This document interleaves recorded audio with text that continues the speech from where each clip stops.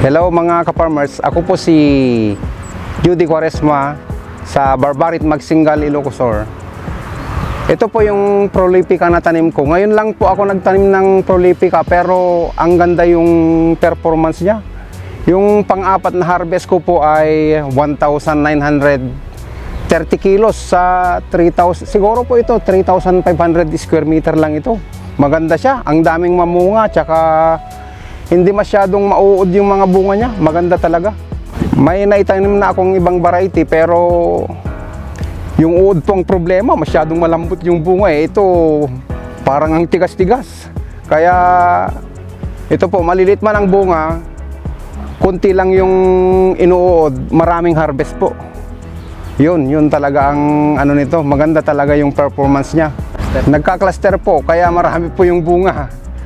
Maraming bunga, ibig sabihin maraming harvest. Yung kada harvest po ngayon, kasi medyo matanda na ito eh, naglalaro po sa 1,430 kilos, ganun po, 1,500, ganun po.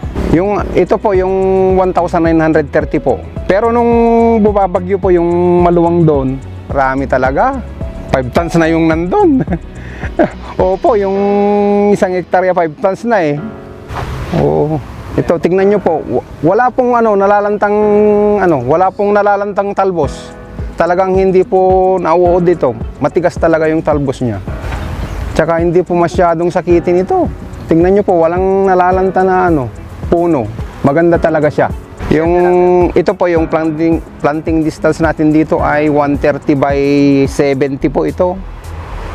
Ang gusto ko sana mas malayo pa para mas maganda kasi pagka medyo malayo. Pero ito okay naman yung 130 by 70 na. Kasi maraming puno, maraming bunga, maraming ani.